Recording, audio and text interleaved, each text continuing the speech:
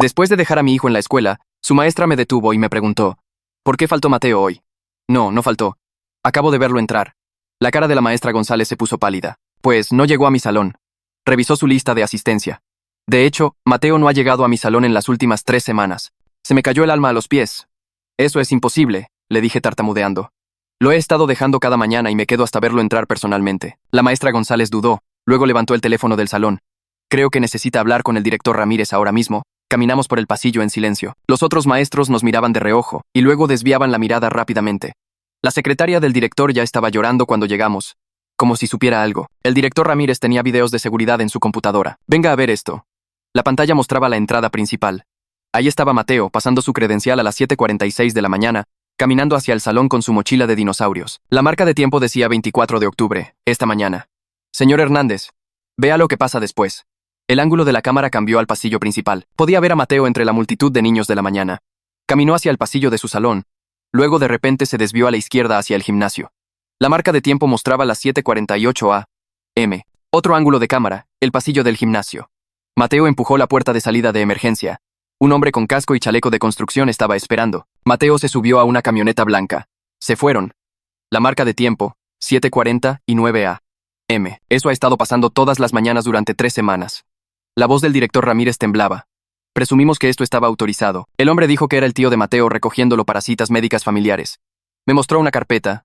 Docenas de permisos con mi firma falsificada. He estado tratando de llamarlo, pero el número que tenemos registrado estaba desconectado. Fue entonces cuando la maestra González interrumpió. Señor Hernández, hay algo más. El DIF viene a su casa hoy a las 11 de la mañana. Recibieron un reporte sobre negligencia educativa. Si Mateo no está ahí, si no podemos comprobar dónde ha estado, podría perder la custodia. Me temblaban las manos mientras sacaba el teléfono de Mateo de mi bolsillo. Lo había olvidado en el carro. La pantalla se iluminó con notificaciones. 47 mensajes sin leer. Todos del tío Miguel. Se me heló la sangre. El tío Miguel era el tío del padrastro de Mateo. Abrí los mensajes. No le digas a tu papá. Ya sabes lo que pasa si le cuentas. El último mensaje enviado esta mañana a las 7:30 a.m. Si no vienes hoy, nunca volverás a ver a tu mamá. Llamé a mi ex esposa inmediatamente. Buzón de voz. Llamé a Carlos, el padrastro. Sin respuesta. Ya eran las 9:15 de la mañana.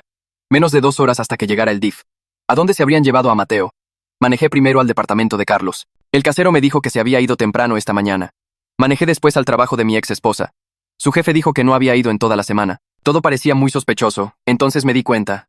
El tío Miguel. No sabía dónde vivía, pero sabía que tenía una empresa constructora. Podría confrontar a Miguel ahí. Manejé a su oficina principal y entré de golpe. ¿Dónde está trabajando su cuadrilla hoy? La secretaria se veía asustada. Carretera Federal 40. El proyecto del puente. No lo dudé ni un segundo.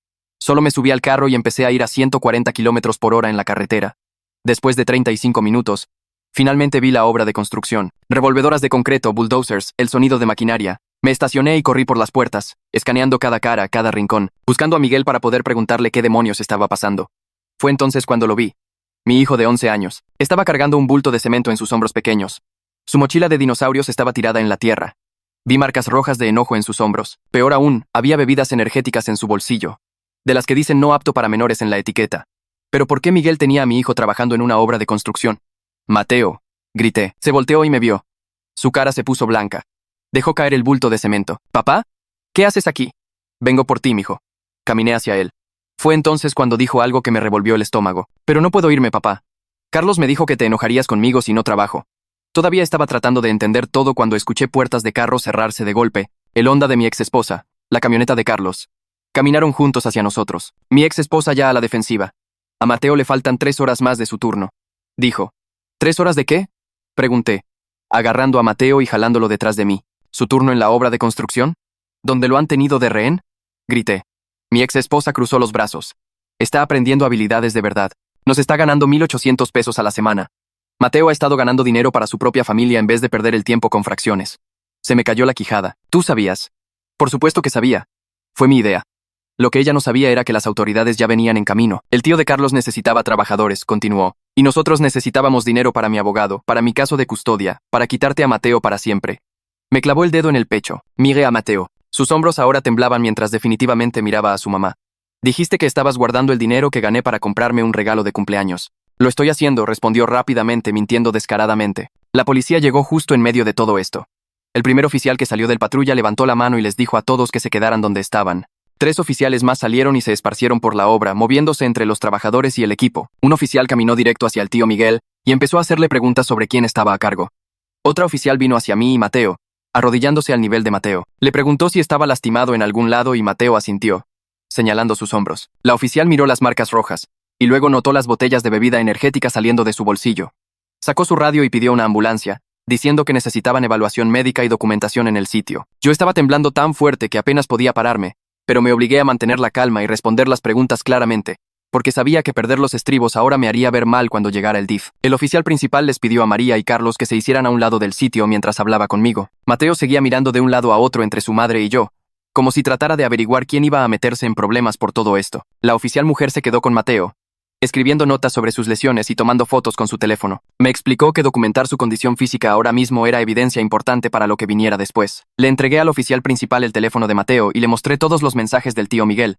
Los miró cuidadosamente cada uno, tomando fotos de la pantalla con su propio teléfono.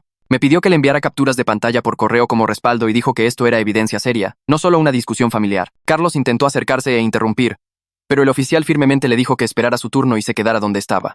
El tío Miguel empezó a hablar fuerte sobre cómo todo esto era un gran malentendido. Dijo que pensó que tenía permiso apropiado de ambos padres para darle un trabajo a Mateo. El oficial pidió ver sus registros de empleados y seguro de compensación laboral. También quería ver los permisos que el tío Miguel mencionó antes. La cara del tío Miguel se puso pálida cuando se dio cuenta de que realmente iban a investigar todo su negocio, no solo esta situación con Mateo. María intentó un enfoque diferente con los oficiales, diciendo que le estaba enseñando a Mateo valiosas habilidades de trabajo y que muchos niños ayudan en negocios familiares. El oficial la interrumpió y le explicó que un niño de 11 años trabajando en construcción con equipo pesado y materiales peligrosos era ilegal sin importar lo que dijera ningún padre. Carlos se paró detrás de María con los brazos cruzados, sin decir nada pero luciendo más preocupado cada minuto. Podía escuchar la sirena de la ambulancia acercándose. Entró por las puertas de la obra y 2 paramédicos salieron con sus bolsas de equipo. Se acercaron a donde estaba Mateo parado con la oficial. Los paramédicos lo examinaron cuidadosamente, tomando fotos de cada marca y moretón mientras le hacían preguntas gentiles sobre cómo se hizo cada lesión. Mateo admitió que dejó caer un bulto de cemento en su pie la semana pasada. Dijo que le dolía el hombro de cargar cosas pesadas, pero le dijeron que no se quejara o no le pagarían. Los paramédicos se miraron con expresiones serias. Les dijeron a los oficiales que querían transportar a Mateo a urgencias para una evaluación completa y documentación completa. La policía estuvo de acuerdo en que esto era necesario para la investigación. Pregunté si podía ir con Mateo y los paramédicos dijeron que sí. La policía se quedó atrás para asegurar evidencia de la obra y tomar declaraciones de María, Carlos y el tío Miguel. Mateo se subió a la parte trasera de la ambulancia y yo me subí junto a él. Estaba callado y asustado, preguntándome si estaba en problemas. Quería saber si el DIF iba a quitármelo a los dos. Le dije que no hizo nada malo y que iba a asegurarme de que se mantuviera a salvo. Estaba luchando por mantener mi voz firme aunque estaba asustado por la visita del DIF que se suponía que pasaría en menos de una hora. La ambulancia se alejó de la obra y se dirigió al hospital. En urgencias, un doctor entró de inmediato y empezó a examinar a Mateo minuciosamente. Una enfermera se paró junto al doctor con una cámara y una tableta, documentando todo con fotos y notas detalladas sobre cada lesión. Encontraron moretones en los hombros de Mateo que coincidían con cargar cosas pesadas. Había quemaduras menores en sus manos por manejar materiales. El doctor dijo que Mateo mostraba señales de estar muy cansado y deshidratado. Le preguntó a Mateo sobre las bebidas energéticas y se veía muy preocupada cuando dijo que Carlos se las daba cada mañana. El doctor me explicó que darle productos con alta cafeína a un niño podía afectar su corazón en desarrollo y su sistema nervioso. Mientras examinaban a Mateo, salí al pasillo y llamé al director Ramírez. Le expliqué lo que pasó y que la policía ya estaba involucrada. Le pedí que contactara al DIF y les hiciera saber que esta situación había ido mucho más allá de un simple caso de ausentismo. El director Ramírez sonaba impactado, pero dijo que haría la llamada de inmediato. Prometió que la escuela cooperaría completamente con cualquier investigación. También se disculpó por la información de contacto vieja que impidió que me contactaran antes. El doctor de urgencia salió y me dijo que estaba completando un formulario de reporte obligatorio. Dijo que las lesiones de Mateo y toda la situación claramente significaban abuso infantil y peligro. Explicó que este reporte iría al DIF y a las autoridades, sumándose a toda la documentación que ya se estaba acumulando. Estaba agradecido de que estuvieran documentando todo tan cuidadosamente.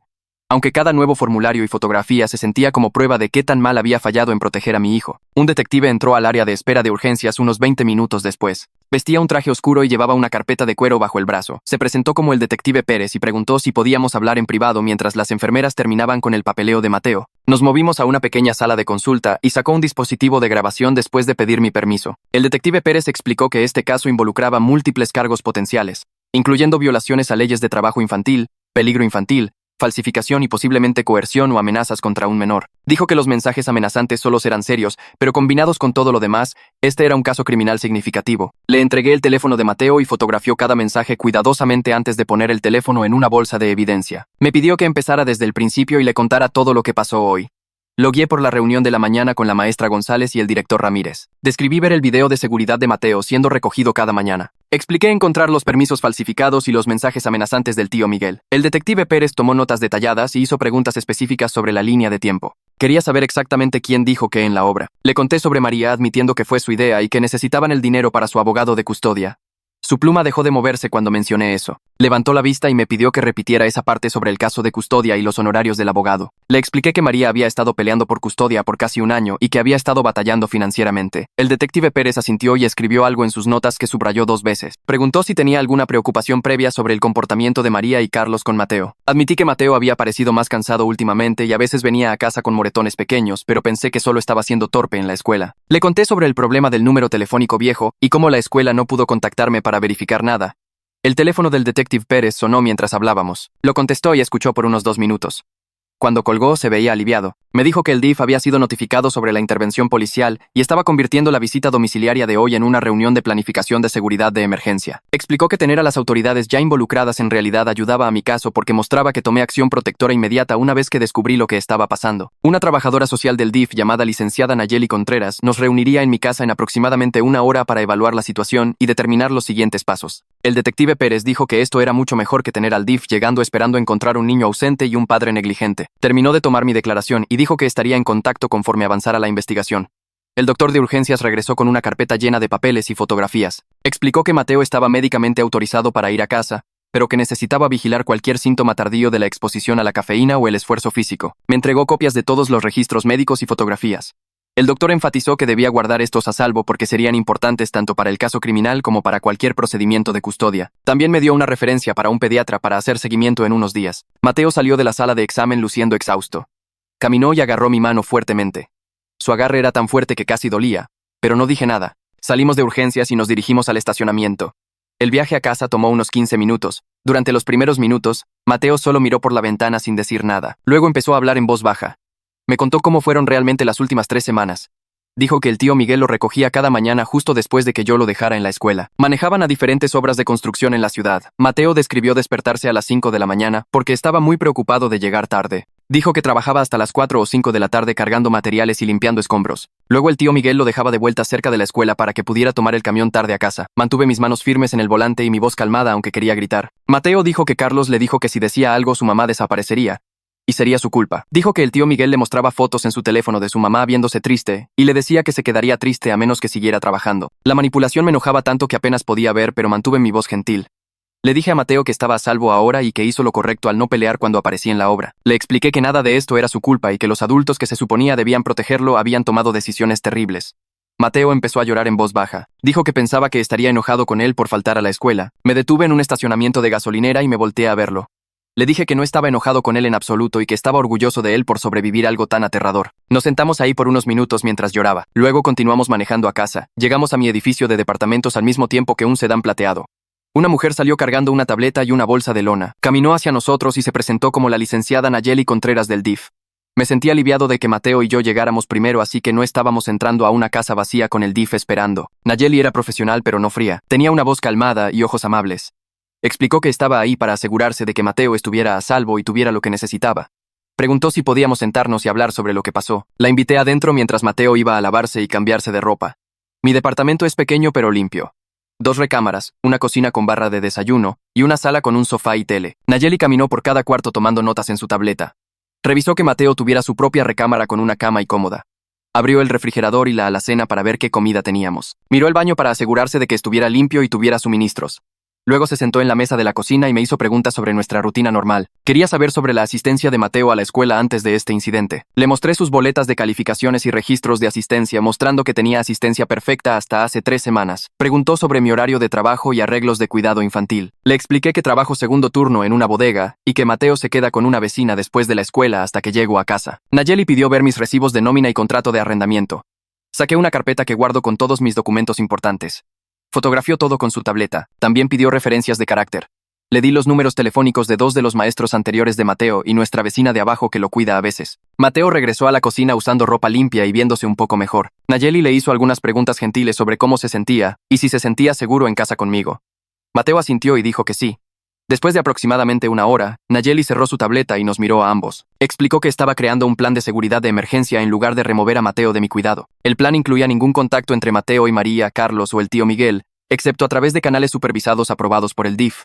Mateo necesitaría empezar terapia para abordar el trauma. El DIF haría visitas domiciliarias sin previo aviso para monitorear la situación. Nayeli enfatizó que hice lo correcto al remover inmediatamente a Mateo del peligro y cooperar con las autoridades. Dijo que eso hizo una gran diferencia en su evaluación. Antes de irse, Nayeli sacó una tarjeta de presentación para un centro de terapia infantil.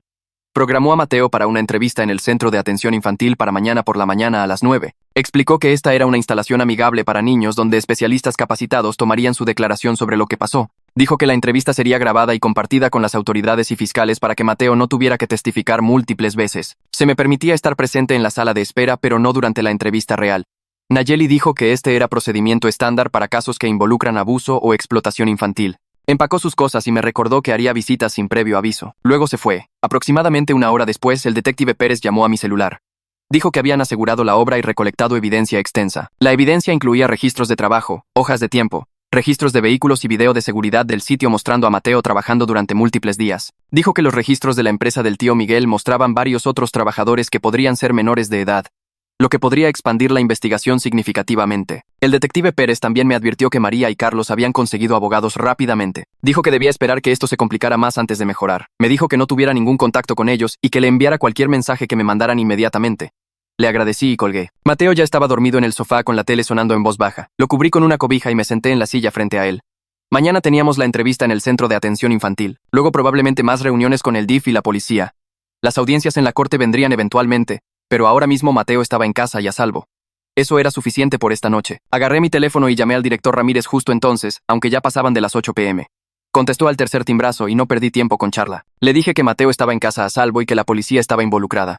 Luego le pregunté directamente cómo esos permisos falsificados fueron aceptados sin que nadie me llamara directamente para verificar. Hubo una pausa larga antes de que admitiera que su proceso de verificación de contacto tenía fallas serias. Explicó que se suponía que el personal de oficina debía llamar a los padres para salidas tempranas, pero dependían de la información de contacto en el sistema, que en mi caso estaba desactualizada. Los permisos se veían oficiales y tenían lo que parecía ser mi firma, así que nadie los cuestionó. El director Ramírez sonaba cansado y genuinamente molesto mientras me decía que el distrito estaba lanzando una revisión interna de sus protocolos de seguridad y comunicación. Prometió que cooperarían completamente con la investigación e implementarían cambios inmediatos para prevenir que esto le pasara a otra familia. Le agradecí, pero dejé claro que todavía estaba enojado por cómo esto se escapó durante 3 semanas completas. Después de colgar, revisé a Mateo otra vez. Todavía estaba dormido en el sofá, su cara pacífica por primera vez en todo el día. Estaba pensando en despertarlo para moverlo a su cama cuando escuché un toque en la puerta. Eran las 7:15 p.m. Miré por la mirilla y vi a Nayeli parada ahí con su tableta. Sonrió ligeramente cuando abrí la puerta y me recordó sobre las visitas sin previo aviso que había mencionado antes. La dejé entrar y pasó la siguiente hora observando nuestra rutina de noche. Ayudé a Mateo con algo de la tarea que se había perdido en las últimas 3 semanas. Problemas de matemáticas simples que resolvió lentamente. Nayeli se sentó calladamente en la mesa de la cocina, tomando notas en su tableta mientras repasábamos fracciones y problemas de palabras. Luego hice la cena para nosotros. Nada lujoso. Solo pasta con salsa y algunas verduras congeladas. Mateo picoteó su comida pero comió más de lo que esperaba. Nayeli observó cómo revisé si quería segundos. Cómo le pregunté sobre su día. Cómo le recordé lavarse los dientes después de cenar. Observó el proceso de la hora de dormir también. Yo asegurándome de que su cuarto estuviera limpio, ayudándolo a escoger ropa para mañana, arropándolo con su dinosaurio de peluche. Cuando estuvo lista para irse, Nayeli me dijo que estaba satisfecha con lo que vio. Me recordó que estas revisiones sin previo aviso continuarían en el futuro previsible, pero que hasta ahora estaba haciendo todo bien en términos de proveer estabilidad y seguridad para Mateo. Después de que se fue, me senté en la sala tratando de descomprimirme del día más largo de mi vida. Debo haberme quedado dormido en la silla porque me desperté con Mateo gritando. Era la 1:30 a.m. Corrí a su cuarto y lo encontré sentado en la cama, enredado en sus sábanas, su cara mojada con lágrimas. Estaba diciendo algo sobre bultos de cemento y no ser lo suficientemente rápido. Me senté en la orilla de su cama y encendí su lámpara, manteniendo mi voz calmada mientras le decía que estaba en casa y a salvo. Tomó casi 20 minutos lograr que se calmara lo suficiente para intentar dormir otra vez. Dejé su puerta abierta y la luz del pasillo encendida. A las 4:15 a.m. se despertó gritando otra vez. Esta vez fue porque escuchó un motor de camioneta afuera de nuestro edificio de departamentos, probablemente una entrega temprano en la mañana. Estaba convencido de que el tío Miguel había venido a llevarlo de vuelta a la obra. Terminé jalando una silla a su cuarto y sentándome ahí por el resto de la noche, durmiéndome y despertándome mientras Mateo finalmente cayó en un sueño más profundo alrededor de las 5 a.m. Para cuando llegó la mañana ambos estábamos exhaustos, pero podía ver que se sentía más seguro estando en casa de lo que había estado en semanas. Le hice desayuno y nos preparamos para la cita en el Centro de Atención Infantil. El edificio estaba diseñado para verse amigable y no amenazante. con colores brillantes y juguetes en el área de espera. Una mujer con ojos amables se presentó como la entrevistadora y le explicó a Mateo que solo quería escuchar su historia sobre lo que pasó. Le dijo que no había respuestas equivocadas y que podía tomar descansos cuando lo necesitara. Luego lo llevó de vuelta a un cuarto privado mientras yo me sentaba en el lobby, tratando de no imaginar lo que tenía que estar describiendo en detalle. Los minutos se arrastraban. Levanté una revista pero no podía enfocarme en ninguna de las palabras. Después de lo que se sintió como una eternidad, pero en realidad fueron 45 minutos, la entrevistadora sacó a Mateo. Se veía cansado pero también aliviado, como si contar su historia completa hubiera levantado algo de peso de sus hombros. El detective Pérez salió de un cuarto de observación y caminó hacia nosotros. Me dijo que la entrevista fue bien y que Mateo fue muy valiente. Luego me presentó a una mujer en traje de negocios que dijo era la fiscal Roxana López. Me dio la mano y preguntó si podíamos hablar en privado por unos minutos. Le dije a Mateo que esperara en el lobby y jugara con los bloques de construcción mientras lo seguía a una pequeña sala de conferencias. Roxana explicó que basándose en la entrevista de Mateo y toda la evidencia recolectada hasta ahora, estaban viendo cargos serios. El tío Miguel enfrentaría violaciones de leyes de trabajo infantil y peligro infantil. María y Carlos serían acusados de conspiración, contribuir a la delincuencia de un menor y potencialmente falsificación. Me advirtió que las negociaciones de acuerdos probablemente sucederían y preguntó cómo me sentía sobre la posibilidad de cargos reducidos a cambio de cooperación y restitución. Le dije que quería que fueran castigados, pero también quería que esto terminara rápido por el bien de Mateo. Asintió y dijo que entendía. Más tarde esa tarde, mi teléfono sonó mientras Mateo y yo comíamos. Era el detective Pérez otra vez. Me dijo que la STPS y los investigadores laborales estatales habían descendido en la empresa constructora del tío Miguel esa mañana para una auditoría completa de todos los trabajadores, protocolos de seguridad y registros de empleo. Habían identificado al menos 3 otros trabajadores que parecían ser menores basándose en los registros, lo que significaba que los problemas legales del tío Miguel acababan de multiplicarse grande. La empresa constructora había recibido orden de cesar todas las operaciones hasta que la investigación estuviera completa. El detective Pérez sonaba satisfecho mientras explicaba que esto significaba que más recursos se dedicarían a la fiscalía. Llamó de vuelta una hora después con más noticias. Habían solicitado registros bancarios para María, Carlos y el tío Miguel para rastrear el flujo de dinero del trabajo de Mateo. Los resultados preliminares mostraban transferencias regulares del tío Miguel a María etiquetadas como apoyo familiar, totalizando más de $10 en las últimas 3 semanas. Esta evidencia financiera probaba que María no solo estaba permitiendo la explotación, estaba beneficiándose directamente de ella de una manera que sería difícil de explicar en la corte. Me sentía enfermo escuchando las cantidades reales en dinero, sabiendo que mi hijo había sido reducido a una fuente de ingresos para su propia madre. 2 días después, recibí una llamada de alguien del distrito escolar. Habían enviado un examinador forense de documentos para analizar los permisos falsificados. El examinador los comparó con mi firma real en archivo y revisó códigos de identificación de impresora. Los resultados confirmaron que las firmas eran falsificaciones y que los documentos fueron impresos de una impresora ubicada en la oficina del complejo de departamentos de Carlos. El video de seguridad incluso mostraba a Carlos accediendo a esa oficina en fechas que coincidían con cuando se crearon varios de los formularios. Esta evidencia vinculaba directamente a Carlos con el esquema de falsificación y mostraba que fue planeado. No solo una mala decisión espontánea. A la mañana siguiente, Nayeli llamó a mi celular. Me dijo que el DIF estaba programando una audiencia de custodia de emergencia en la corte familiar para la próxima semana. Un juez revisaría toda la evidencia y determinaría arreglos de custodia temporal mientras el caso criminal avanzaba por el sistema. Explicó que necesitaba traer toda mi documentación mostrando mi ambiente doméstico estable, mi cooperación con las autoridades y prueba de que Mateo estaba bien bajo mi cuidado. Nayeli me aseguró que basándose en todo lo que había observado, estaría recomendando que Mateo permaneciera en mi custodia con visitas supervisadas solamente para María si cumplía con ciertas condiciones. Le agradecí y empecé a reunir cada pedazo de papel que pudiera encontrar. Recibos de nómina, contrato de arrendamiento, referencias de carácter, las boletas de calificaciones viejas de Mateo. Esa tarde mi jefe me llamó a su oficina, cerró la puerta y me pidió que me sentara. Dijo que era comprensivo con lo que estaba pasando, pero tenía que señalar que había usado todos mis días personales y ahora estaba entrando en licencia sin goce de sueldo. Si continuaba mucho más tiempo, podría afectar mi seguridad laboral. Expliqué la situación en términos generales sin entrar en todos los detalles. Escuchó y dijo que trabajaría conmigo, pero pude escuchar la preocupación en su voz.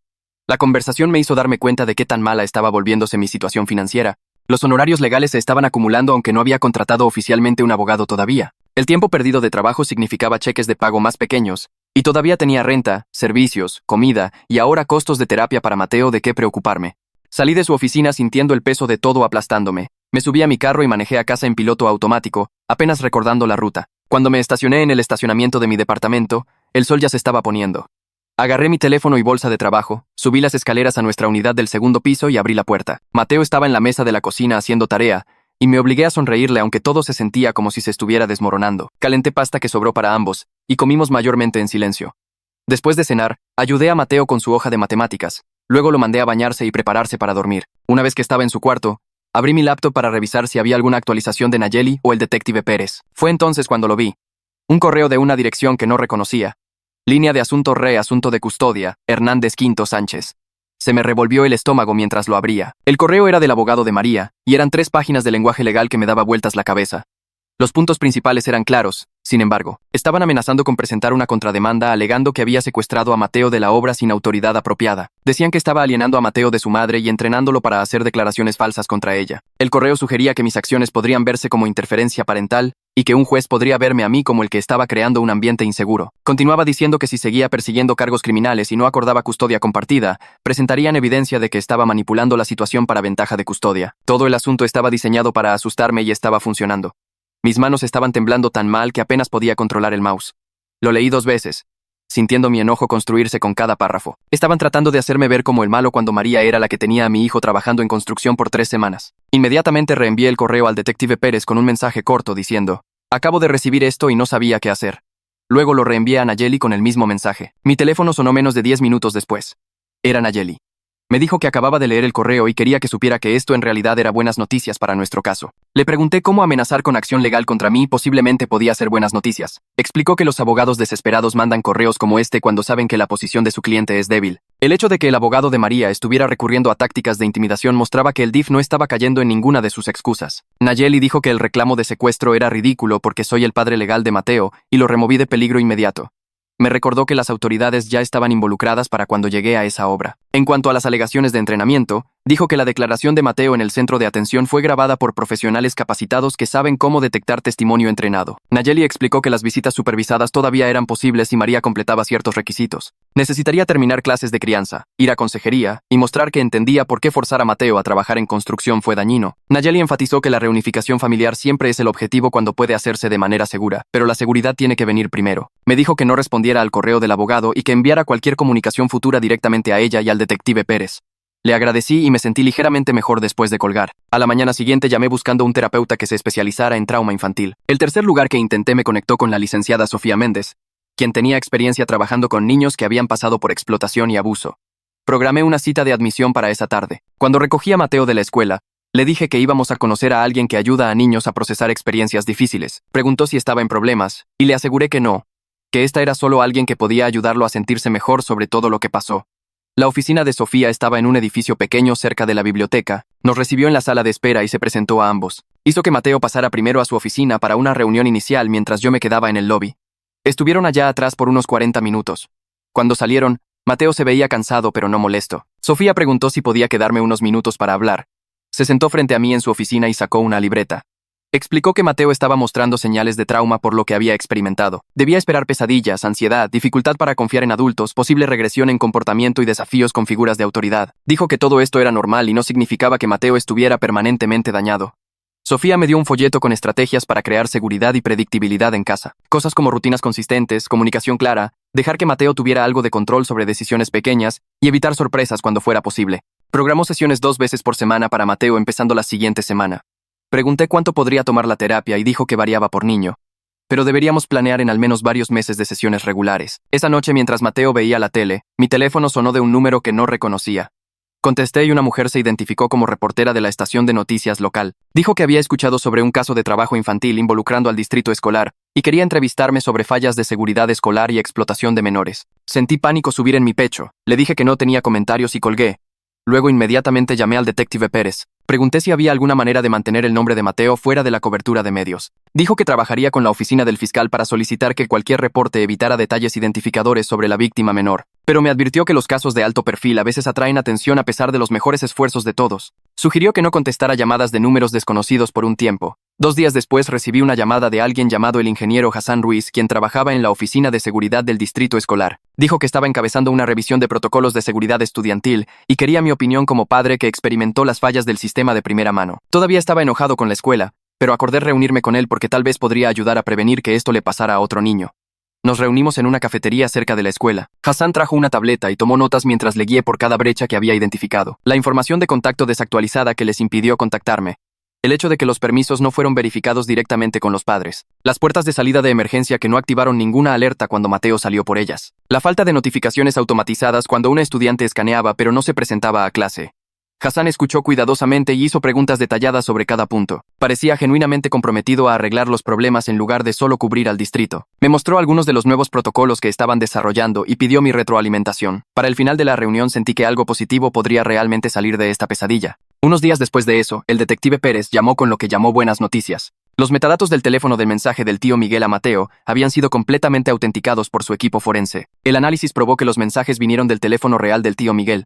Fueron enviados durante horas escolares en múltiples días y contenían amenazas claras que cumplían la definición legal de coerción a un menor. Dijo que esta evidencia hacía el caso criminal mucho más fuerte porque el tío Miguel no podía alegar que alguien más envió los mensajes o que fueron sacados de contexto. El detective explicó que tener amenazas documentadas vinculadas directamente al teléfono del tío Miguel hacía casi imposible que argumentara que todo esto fue solo un malentendido o un arreglo de negocio familiar. Mientras tanto, Mateo estaba continuando sus sesiones de terapia con Sofía.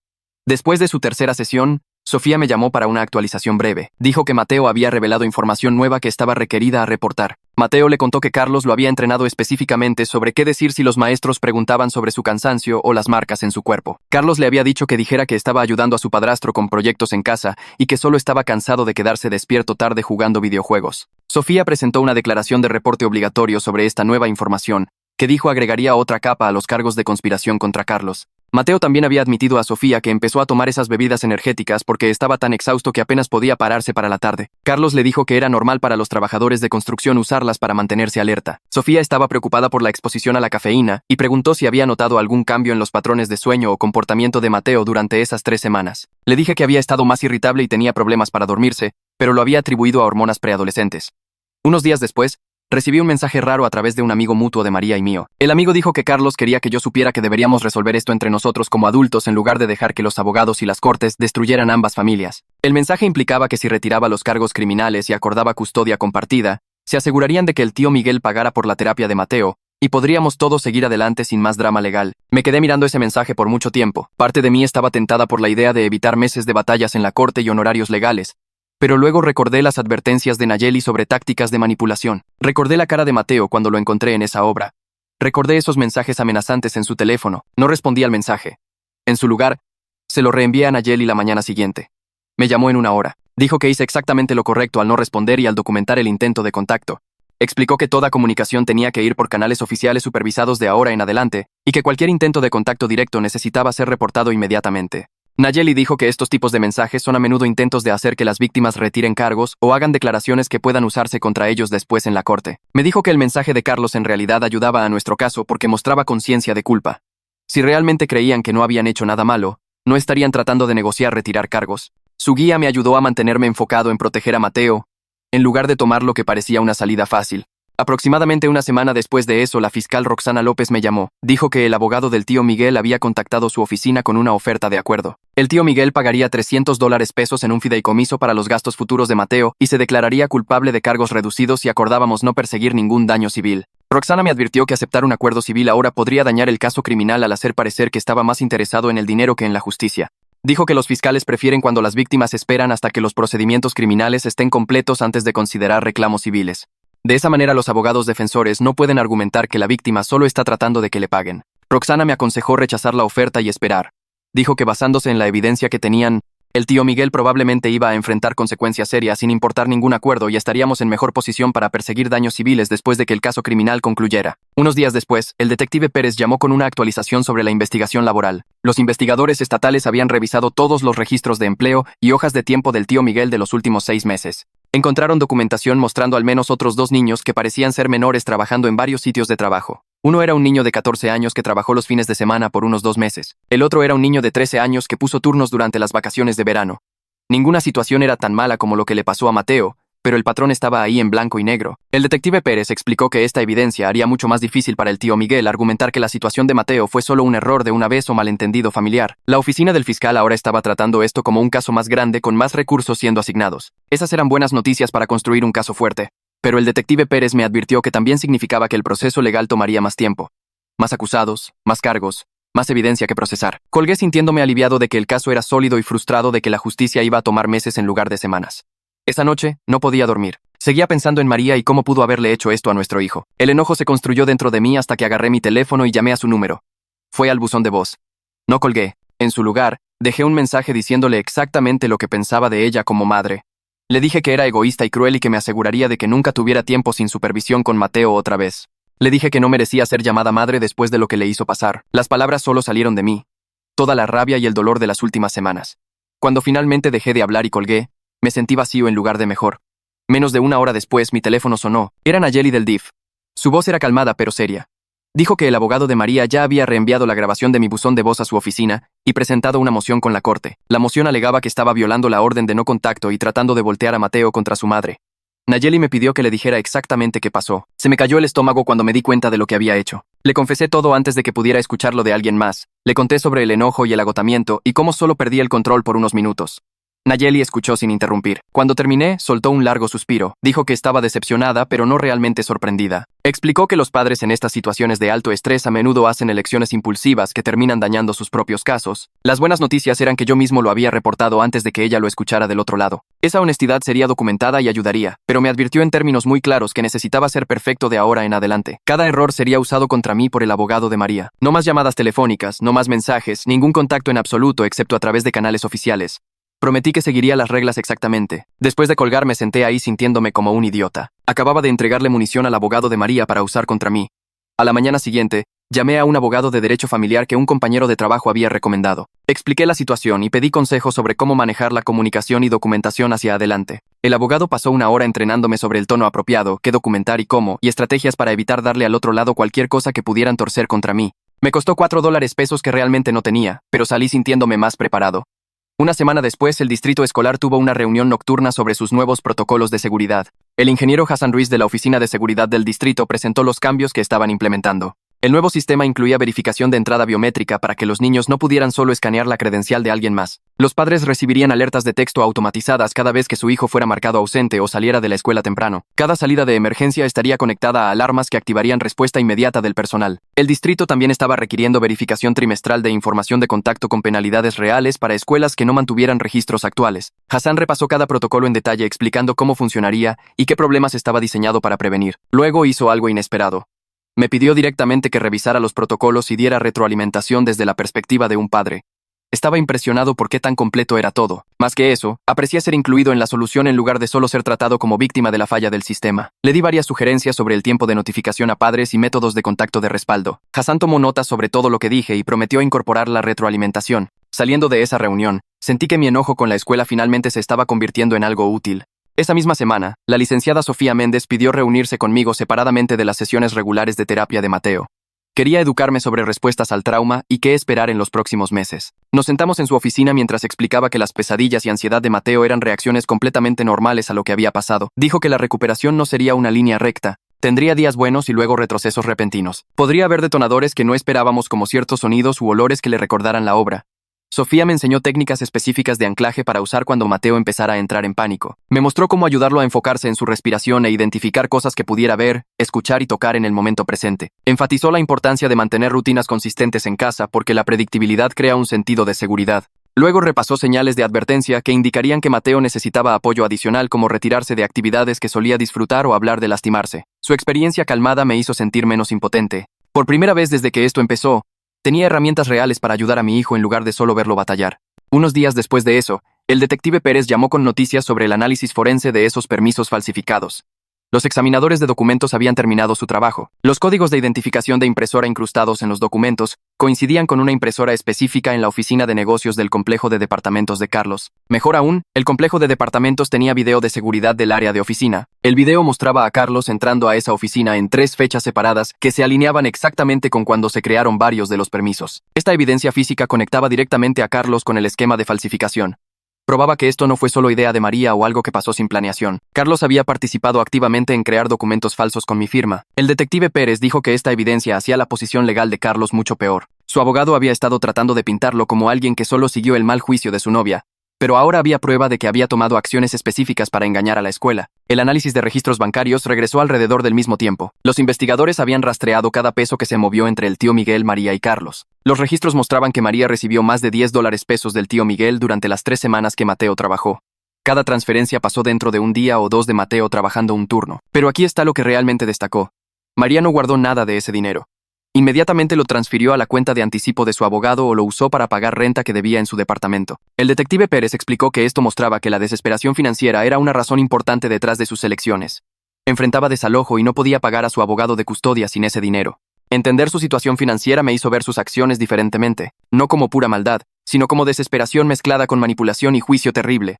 Todavía estaba furioso por lo que le hizo pasar a Mateo, pero ahora podía ver el panorama completo de cómo llegó ahí. Eso no excusaba nada, pero lo hacía más complicado que solo llamarla un monstruo. El detective Pérez llamó otra vez unos días después con una advertencia.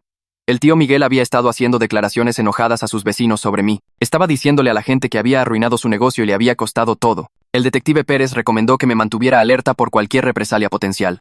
Me dijo que documentara cualquier actividad sospechosa alrededor de mi casa o lugar de trabajo, variara mis rutinas diarias ligeramente y reportara cualquier intento de contacto inmediatamente. Nayeli actualizó nuestro plan de seguridad para incluir estas precauciones. También contactó directamente a la escuela de Mateo para asegurarse absolutamente de que entendieran que solo yo estaba autorizado para recogerlo, sin excepciones, sin importar qué historia contara alguien. Aproximadamente 5 semanas después de que encontré a Mateo en esa obra, el abogado de María presentó una solicitud formal con el DIF para una sesión de visita supervisada. La solicitud argumentaba que mantener la relación madre-hijo era importante incluso mientras el caso criminal avanzaba.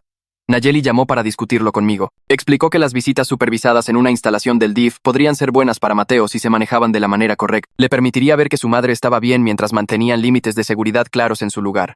Un supervisor capacitado estaría en el cuarto todo el tiempo. Yo podría estar en el edificio, pero no en el mismo cuarto. Nayeli pensaba que podría ayudar a Mateo a procesar algunos de sus sentimientos en conflicto sobre su mamá. No quería estar de acuerdo. Parte de mí quería mantener a María alejada de Mateo completamente. Pero Nayeli señaló que las cortes casi siempre permiten algún tipo de contacto supervisado a menos que haya peligro físico inmediato. Pelearlo ahora podría hacerme ver poco razonable después. Finalmente acordé una visita de prueba por 1 hora con un supervisor del DIF presente. La visita pasó un martes por la tarde en un cuarto de visitas familiares del DIF. El cuarto estaba configurado para verse amigable con juguetes y sillas cómoda, pero había cámaras en cada esquina. Nayeli era la supervisora. Se sentó en una silla cerca de la puerta con un portapapeles. María llegó justo a tiempo. Sus ojos estaban rojos como si hubiera estado llorando. Abrazó a Mateo en cuanto lo vio. Mateo se paró tieso en sus brazos, no realmente abrazando de vuelta. María le dijo que lo amaba y que había tomado malas decisiones. Dijo que estaba arrepentida por lo que pasó, pero cuando Nayeli le pidió que explicara específicamente qué hizo mal, la respuesta de María fue toda sobre presión financiera y cómo Carlos había influenciado sus decisiones. Habló sobre estar desesperada y asustada de perder su departamento. Nunca dijo exactamente las palabras de que había puesto a Mateo en peligro o lo explotó por dinero. Mateo se sentó calladamente en el sofá todo el tiempo.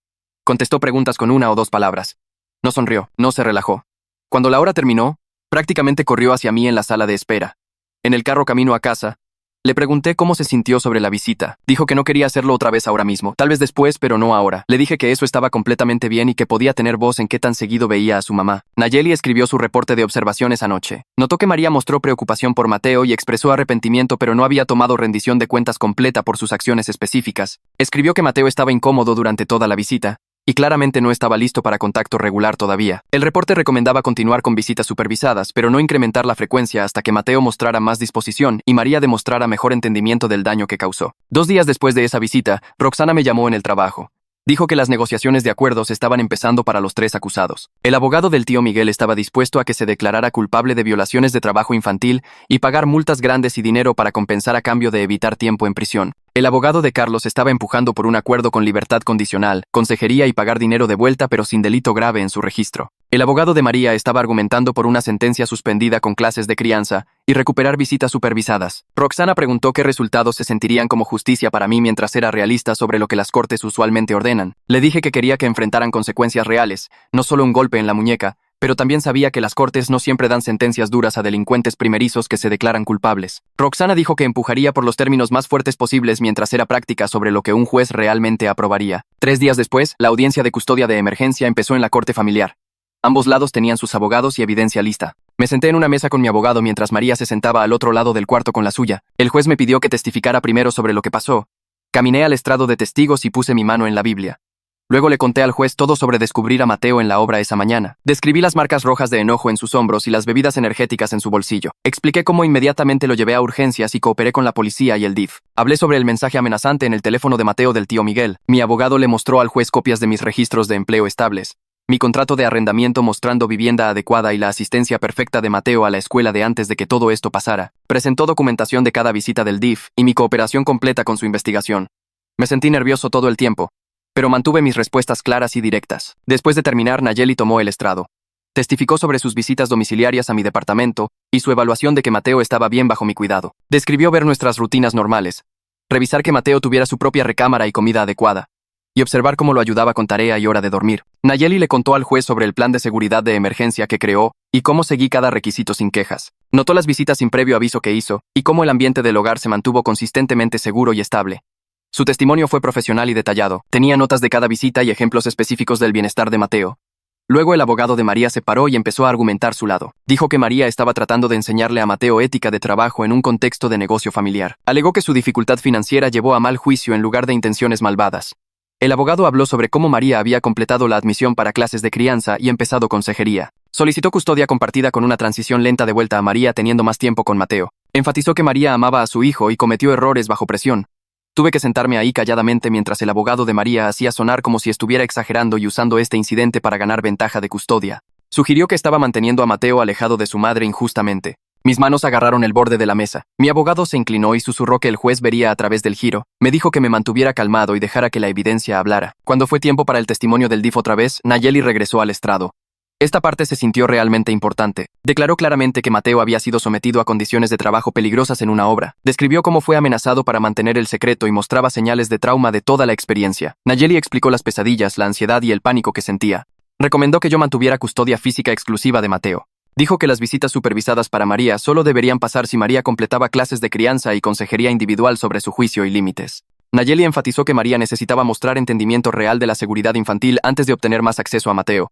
Su testimonio fue balanceado pero firme. No estaba tratando de castigar a María para siempre, pero dejó claro que la seguridad de Mateo tenía que venir primero. El distrito escolar presentó un reporte escrito a la corte. Hassan tomó el estrado para hablar de él. Reconoció que la escuela tuvo fallas de proceso que permitieron que Mateo fuera removido del campus repetidamente sin notificación apropiada al padre. Hassan testificó sobre los nuevos protocolos siendo implementados. Describió el sistema de entrada biométrica, las alarmas de salida de emergencia y las alertas automatizadas a padres. Tomó responsabilidad por las brechas que ayudaron a que esta situación pasara. Hassan fue honesto de que la escuela debió haber detectado esto antes. Aunque esto no excusaba lo que María y Carlos hicieron, le mostró al juez que múltiples fallas de sistema ocurrieron y la gente estaba trabajando para arreglarlas. Sofía proporcionó una evaluación escrita sobre los síntomas de trauma y necesidades de tratamiento de Mateo. El juez leyó su carta cuidadosamente. El reporte de Sofía delineaba que Mateo estaba experimentando ansiedad, pesadillas y problemas de confianza que coincidían con lo que les pasa a niños que son coaccionados y explotados. Escribió que su recuperación necesitaba estabilidad, rutinas consistentes y terapia continua 2 veces por semana. Sofía recomendó contra cualquier cambio de custodia durante su fase aguda de tratamiento. Sugirió que las visitas con María deberían ser lentas y basadas en el nivel de comodidad de Mateo. El juez hizo algunas preguntas sobre la evaluación, y Sofía las contestó claramente. Explicó que forzar contacto antes de que Mateo estuviera listo podría empeorar su trauma. Después de todo el testimonio y evidencia, el juez tomó un receso de 15 minutos para revisar todo. Esos 15 minutos se sintieron como horas. Me senté ahí tratando de no pensar en qué pasaría si el juez le daba a María custodia compartida. Cuando el juez regresó, todos se pararon. El juez emitió un fallo otorgándome custodia física temporal exclusiva de Mateo. La custodia legal quedaría compartida por ahora, significando que ambos todavía teníamos voz en decisiones importantes. Pero Mateo viviría conmigo tiempo completo. María obtuvo visitas supervisadas 2 horas por semana en una instalación del DIF. Las visitas dependían de que se inscribiera y realmente asistiera a clases de crianza y consejería individual. El juez ordenó una audiencia de revisión en 3 meses para revisar el progreso y pensar en expandir las visitas. Me sentí aliviado, pero también sabía que esto era solo temporal. La decisión de custodia permanente vendría después de ver cómo iba todo. En el lado criminal, las cosas se movieron más rápido. Carlos y el tío Miguel fueron arrestados y formalmente acusados basándose en toda la evidencia. Carlos enfrentó cargos de conspiración para cometer violaciones de trabajo infantil, contribuir a la delincuencia de un menor, falsificación y peligro infantil. El tío Miguel enfrentó múltiples cargos de violaciones de trabajo infantil, peligro infantil y coerción. La policía los llevó a ambos para registro y procesamiento. Cada uno fue liberado bajo fianza con condiciones estrictas. Las condiciones incluían ningún contacto con Mateo o conmigo en absoluto, sin llamadas telefónicas, sin mensajes, sin aparecer cerca de nosotros en ningún lado. El detective Pérez llamó para decirme sobre los arrestos y dijo que ambos hombres se veían bastante sacudidos cuando se dieron cuenta de qué tan serio era esto. Durante las siguientes 2 semanas, las negociaciones de acuerdo se pusieron más intensas. Los 3 acusados empezaron a entender que enfrentaban juicio con evidencia realmente fuerte contra ellos. El abogado del tío Miguel elaboró un acuerdo primero. El tío Miguel acordó declararse sin impugnación a violaciones de trabajo infantil y peligro infantil. Su sentencia fue 2 años de libertad condicional, $500 en multas y dinero para pagar de vuelta que se dividiría entre las víctimas menores, capacitación obligatoria en leyes laborales y una prohibición de supervisar cualquier trabajador menor de 18 años nunca más. El acuerdo de Carlos vino después. Aceptó 3 años de libertad condicional, 200 horas de servicio comunitario, consejería obligatoria y una prohibición permanente de cualquier rol de cuidado infantil o supervisión con niños. Roxana llamó para actualizarme sobre ambos acuerdos. Dijo que estos eran resultados razonables, dado que ambos hombres no tenían antecedentes criminales previos y se declaraban culpables. Después de escuchar sobre los acuerdos, Nayeli llamó con una recomendación. Dijo que debería inscribirme en una clase de crianza enfocada en copaternidad después del trauma. Explicó que aunque no causé nada de esto, aprender estrategias para apoyar a Mateo mientras manejaba mi propio enojo hacia María fortalecería mi posición en la corte. Al principio, me sentí resistente. Parecía que me culpaban por algo que no hice. Pero Nayeli me ayudó a entender que mostrar disposición a mejorar mis habilidades de crianza solo podría ayudar mi caso. A las cortes les gusta ver padres que están abiertos a aprender y crecer. Me inscribí en un curso de 8 semanas que se reunía los miércoles por la noche en un centro comunitario. La clase se llamaba Copaternidad a través de crisis y cubría cosas como mantener a los niños fuera de conflictos de adultos, manejar tus emociones alrededor de tu ex y crear estabilidad después del trauma. 3 semanas después del incidente inicial, el distrito escolar implementó el nuevo sistema de seguridad de Hassan en cada edificio. Recibí un correo explicando cómo funcionaba. Cada estudiante ahora escaneaba su huella digital cuando entraban al edificio, no solo una credencial. Las puertas de salida de emergencia se conectaron a un sistema de alarma que enviaba alertas instantáneas a la oficina principal y personal de seguridad si alguien las empujaba. Los padres recibían mensajes de texto automáticos cada vez que su hijo salía de la escuela temprano o era marcado ausente de clase. El distrito también hizo una nueva regla de que las escuelas tenían que verificar la información de contacto de padres cada 3 meses. Y cualquier escuela que no siguiera la regla sería penalizada. Hassan me llamó unos días después del lanzamiento y preguntó si vendría a hablar en una sesión de capacitación del distrito sobre por qué estos cambios importaban desde el punto de vista de un padre. Acordé hacerlo porque hablar sobre lo que le pasó a Mateo podría ayudar a otras familias a evitar la misma pesadilla. Mateo siguió yendo a terapia con Sofía 2 veces cada semana. El progreso pasó lentamente, pero podía ver pequeñas mejoras con el tiempo. Regresó a sus clases regulares sin tener ataques de pánico en el pasillo o salón. Los sonidos fuertes todavía le molestaban, sin embargo. Cada vez que escuchaba equipo de construcción o maquinaria pesada afuera, se congelaba y su respiración se volvía rápida. Algunas noches, todavía no podía dormir y venía a mi cuarto diciendo que tenía malos sueños sobre la obra. Pero Sofía señalaba las cosas buenas que también estaban pasando. Mateo levantó la mano en la clase de matemáticas para ayudar a otro niño que estaba confundido sobre fracciones. Se unió al club de dinosaurios después de la escuela que solía amar antes de que todo esto pasara. Sofía me dijo que la recuperación no pasa en una línea recta. Algunos días serían mejores que otros. Y eso era completamente normal para lo que Mateo pasó. María terminó 4 semanas de su clase de crianza ordenada por la corte y empezó a ir a consejería individual como el juez requirió. Sus visitas supervisadas con Mateo siguieron pasando cada semana en la instalación del DIF. Nayeli me dijo que María parecía diferente en las sesiones recientes.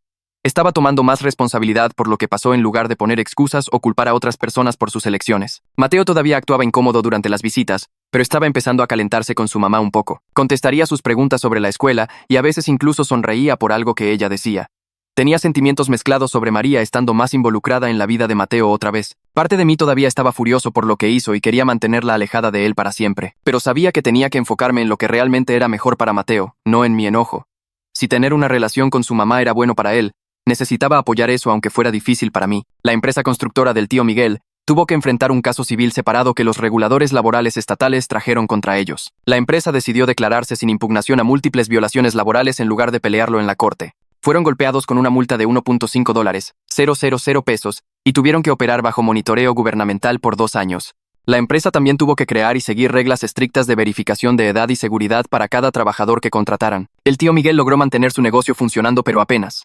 Las otras familias cuyos hijos trabajaron ahí estaban presentando sus propias demandas para obtener dinero por daños. Pensé en hacer lo mismo, pero Roxana me dijo que esperara hasta que el caso criminal estuviera completamente terminado. La audiencia de revisión de 3 meses pasó en la corte familiar con ambos lados presentando actualizaciones. El juez revisó reportes de cumplimiento del DIF, notas de progreso de terapia de Sofía y papeleo mostrando que María completó sus clases de crianza y estaba yendo a consejería. El juez decidió extender mi custodia física exclusiva de Mateo por otros 3 meses. Pero el juez también dijo que María podía incrementar sus visitas supervisadas de 2 horas por semana a 4 horas por semana porque Mateo parecía más cómodo con ella ahora. El abogado de María se paró y le pidió al juez que permitiera visitas sin supervisión.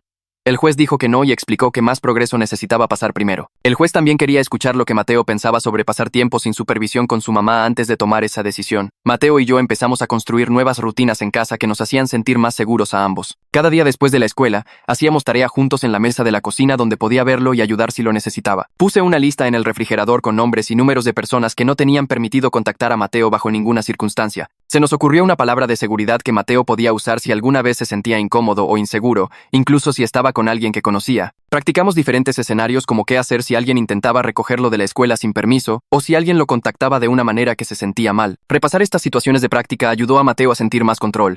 Sabía exactamente qué pasos tomar si algo malo pasaba otra vez. Las rutinas también me ayudaron a preocuparme menos porque sabía que Mateo tenía herramientas concretas para protegerse. Carlos y el tío Miguel fueron a la corte 7 semanas después de que encontré a Mateo en esa obra y formalmente aceptaron sus acuerdos. Carlos obtuvo 3 años de libertad condicional, sesiones de consejería obligatorias, 200 horas de servicio comunitario y una prohibición permanente de cualquier trabajo que involucrara supervisar niños. El tío Miguel obtuvo 2 años de libertad condicional, multas grandes de las que no supe la cantidad exacta, capacitación obligatoria sobre seguir leyes laborales y una regla de que nunca podía emplear a nadie menor de 18 años. Ambos tenían que pagar partes de los costos de terapia de Mateo como pago de vuelta por lo que hicieron.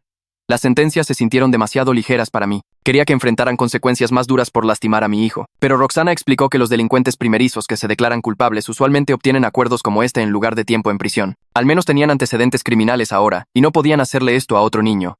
Hassan se acercó otra vez y me invitó a unirme al Comité Consultivo de Seguridad Escolar del distrito. El comité tenía padres, administradores escolares y personal de seguridad que todos trabajaban juntos en hacer mejor la protección estudiantil. Dije que sí a unirme porque encontré que poner mi enojo en prevenir problemas futuros me ayudó a lidiar con lo que pasó. La maestra de Mateo también empezó a coordinarse conmigo sobre maneras de apoyar a Mateo en clase sin hacerlo obvio a los otros niños. Le daba tiempo extra en tareas cuando tenía un día difícil y le permitía tomar descanso si necesitaba salir del salón por un minuto. En un martes tranquilo por la noche, 7 semanas después de que encontré a Mateo en esa obra, nos sentamos en la mesa de la cocina trabajando en un modelo de dinosaurio juntos. Mateo lo había escogido usando puntos de recompensa que ganó en terapia por hacer progreso. Habló sobre su día en la escuela y me contó sobre algo gracioso que pasó en el almuerzo. Luego levantó la vista de los huesos de plástico diminutos que estaba conectando y preguntó si podíamos ir al Museo de Historia Natural el fin de semana. Dije que sí y lo observé cuidadosamente encajar las piezas con sus manos pequeñas. La vida no estaba arreglada y probablemente nunca lo estaría completamente.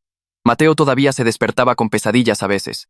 Todavía me sentía ansioso cuando estaba fuera de mi vista por mucho tiempo. Todavía teníamos citas de terapia y reuniones legales en el calendario, pero justo ahora en este momento exacto, Mateo estaba a salvo y sanando y en casa donde pertenecía. Los sistemas escolares que nos fallaron estaban mejorando. Las personas que lo lastimaron estaban enfrentando consecuencias reales. Estábamos construyendo una nueva normalidad que se sentía más segura que antes.